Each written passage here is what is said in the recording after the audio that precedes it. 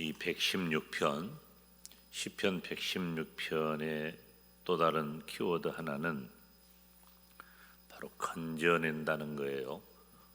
구원한다는 거죠.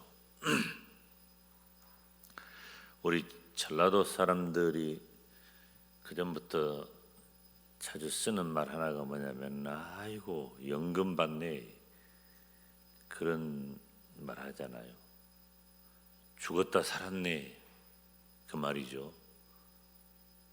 우리들은 우리가 한평생 살면서 그런 경험을 얼마나 할까요? 사실은 우리가 기억할 만한 그런 일들은 안 만나는 게 좋습니다. 기억할 정도로 그런 일들은. 그런데 지나온 우리 민족과 우리나라의 여러 상황들을 볼 때, 그리고 또 개인사를 볼 때 그런 일들이 기억날 만한 장면이 몇 장면씩은 다 가지고 있죠.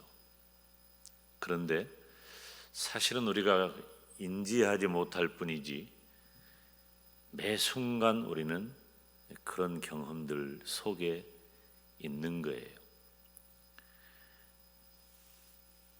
내 인생에 너무 깊숙이, 너무 빽빽히, 너무 가득히 하나님께서 채우고 계시기 때문에 그러한 모든 것들이 지나가는 거예요. 여러분, 이 6월절이라는 단어의 유래를 아시나요?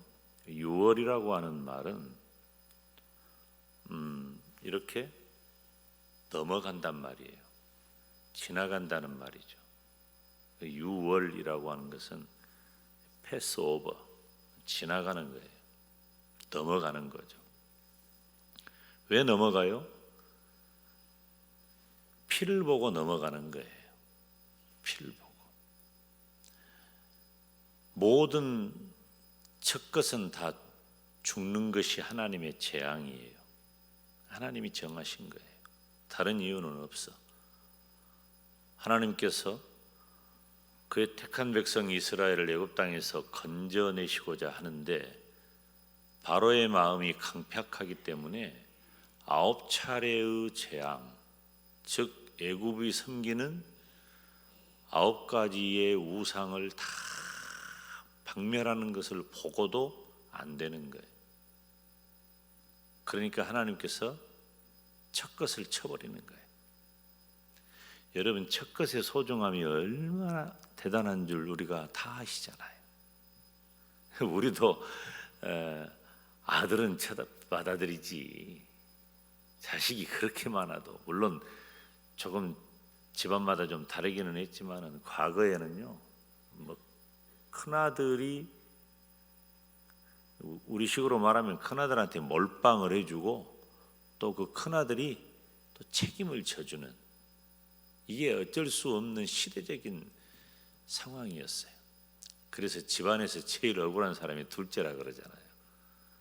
막내는 어리니까 막내라고 그러고 둘째, 셋째가 끼어있지. 그런데 그렇게 그 첫 것이 그렇게 귀한데 그 첫 것을 하나님이 쳐버리는 거예요. 죽이겠다는 거예요. 틀림없이 죽거든. 그런데 지나간 거예요. 뭐 때문에 그래요? 피 때문에 그러는 거예요. 여러분, 우리의 살아가는 모든 날 동안에 우리가 미처 인지하지 못한 그 엄청나게, 사실 우리가 그것을 안다면은 숨도 제대로 쉬지 못할 기가 막힌 일들이 우리도 모르는 사이에 다 지나간 거예요. 제가 이 말씀을 묵상하면서 내가 알고 있는 내 인생의 경우가 얼마나 될까? 아이고, 거의 모르고 지나간 거예요. 거의 모르고. 우리들이 하나님이 내게 주신 그 감각 기관이 뭔가 기운만 느껴져도 피하게 되고, 뭐가 오면 눈도 자동적으로 깜빡하게 되고, 하나님이 우리들에게 해 놓으신 여러 장치들, 그리고 내 몸 안에 들어가는 모든 이 먹고 마시는 이러한 것들이 사실은 다 독이에요. 다 독이야.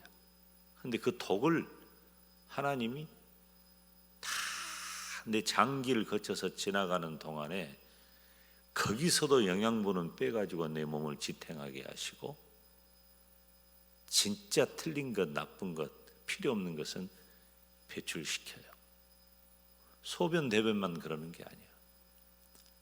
땀으로도 배출을 시키고 숨구멍으로도 배출을, 독이 다 빠져나가는 거예요. 그런 건 우리가 어떻게 인지하고 그것을 어떻게 우리가 계산을 할 수 있겠어요? 그럼에도 불구하고 우리는 생각을 참 많이 해. 계획을 너무 많이 해.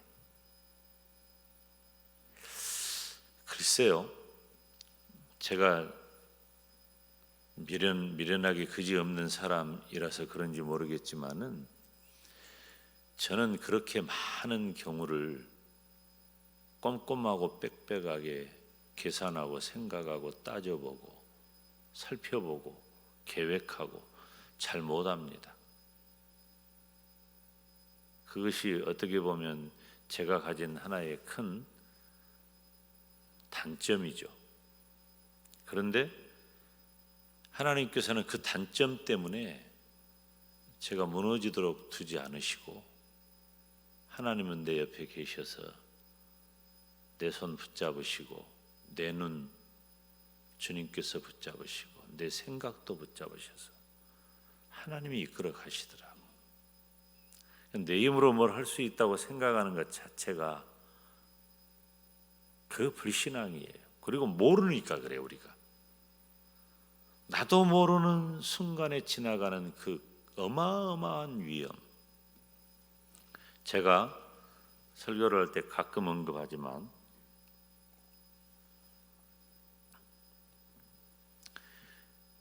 내가 성도 여러분을 위하여 기도해야 할 것 딱 한 가지만 말하라고 한다면 나는 그것은 부귀영화, 명예, 권세, 건강의 문제를 이런 것들 아니에요. 한 가지 딱 말하라고 하면 그건 평안입니다. 평안하게 하소서. 우리가 모든 것을 다 갖추고 있어도 평안이 없잖아요. 그건 죽는 겁니다. 물론 심각하게 어려운 분들은 아이고 목사님 그러거나 말거나 좀 있어나 봤으면 쓰겠어, 건강해나 봤으면 쓰겠어, 이런 절박한 분들도 있어요. 근데 그것은 그분들에게 그것이 평안이에요. 그러니까 원하는 거예요. 우리 인생길에 가장 요긴한 것, 그리고 절대적인 필요, 그것은 바로 평안이에요. 우리가 금년 한 해를 지나면서 여러분 평안하셨습니까? 평안하지 못했을 그 상황, 그 일 때문에 우리가 힘든 거지, 그 일이 아무리 육체적으로나 마음으로나 고단하고 힘들어도 내 마음에 평안을 느끼고 보람을 갖는다면 하나도 문제가 될 것 없어요. 져줘와서 하는 거지. 김용대 소녀는, 김용대 청년은, 김용대 전도사는, 김용대 목사는 교회 미쳐가지고,